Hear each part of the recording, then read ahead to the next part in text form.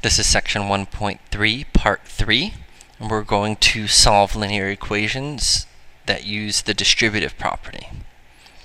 Alright, so we can see our first problem has two cases of the distributive property. We've got 2 times the quantity 3x plus 1 equals negative 3 times the quantity x minus 2. So we want to distribute in both the 2.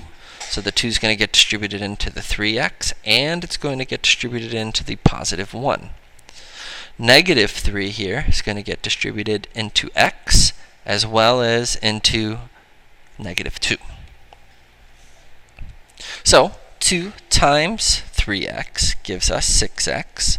2 times 1 gives us positive 2.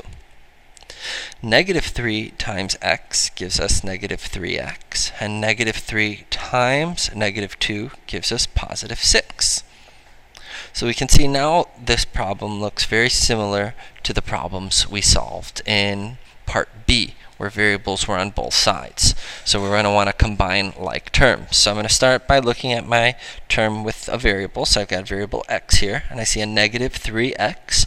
So I'm going to add 3x to both sides. So I'm essentially moving the variable from the right side of the equation to the left side.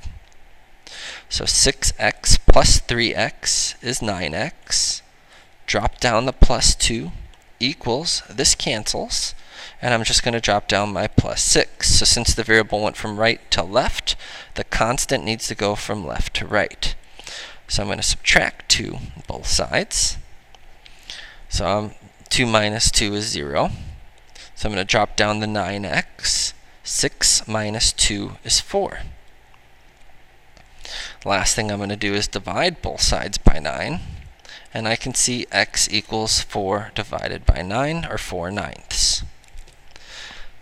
So don't freak out if you get a fraction as an answer. A decimal doesn't mean it's wrong. Alright, you still want to check it. Alright, so I'm going to go back to the original problem and check to see if the value 4/9 works.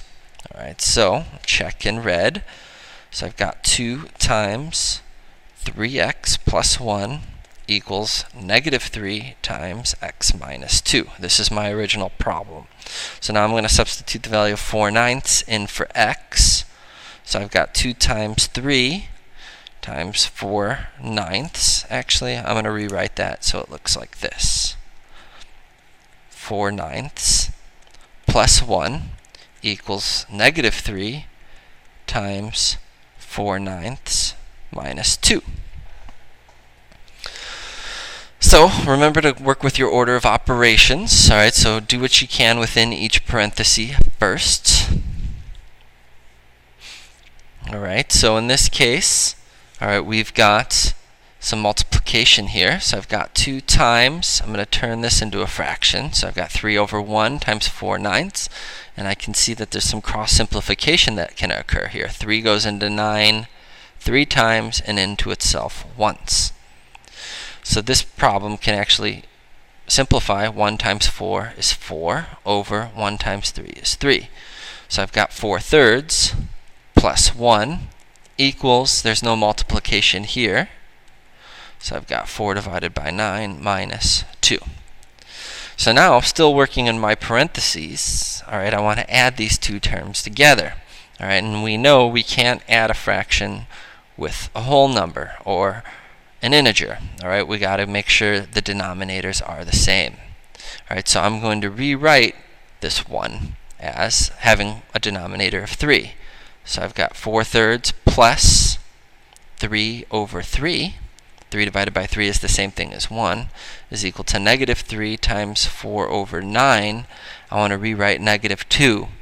Alright, so it has a denominator of 9. So 9 times 2 is 18.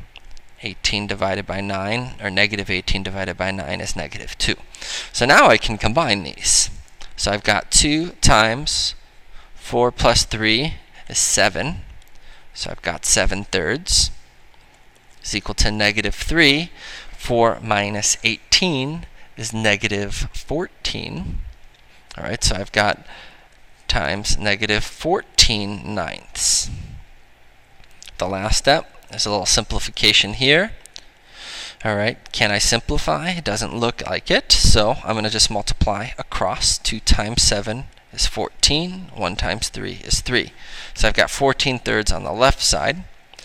Alright, here, does it look like I can cross simplify? Well, in a number of ways. Number one, I see I have two negatives, so two negatives make a positive. 3 goes into 9 3 times and into itself once. So I'm going to multiply across. 1 times 14 is 14. 1 times 3 is 3. And it's matched. So I've got 14/3 equals 14/3. So I know x equals 4/9 is correct. All right, let's take a look at one more.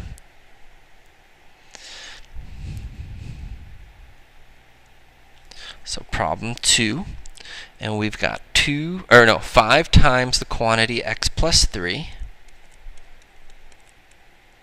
is equal to the opposite of the quantity x minus 3. So, first step is to use the distributive property. I'm going to take 5, distribute it into x and into positive 3. And I'm going to take this negative, which is the same thing as a -1, and I'm going to distribute it into x and the -3. So 5 times x is 5x. 5 times 3 is 15. Remember this is like -1. So -1 times x is -x. -1 times -3 is positive 3. Now I want to combine like terms, so I'm going to add x to both sides. And I see 6x plus 15 equals, this cancels, 3. So my x went from right to left, so my constant needs to go from left to right. So minus 15 on both sides. And I see I have 15 minus 15 cancels. So I've got 6x equals 3 minus 15. That's -12. And then the last step is to divide both sides by 6. 6 divided by 6. 6 is cancel, so I'm left with x equals -2. Looks nice, but we should check. Alright, so I'm going to go back to the original problem. Get back to my red.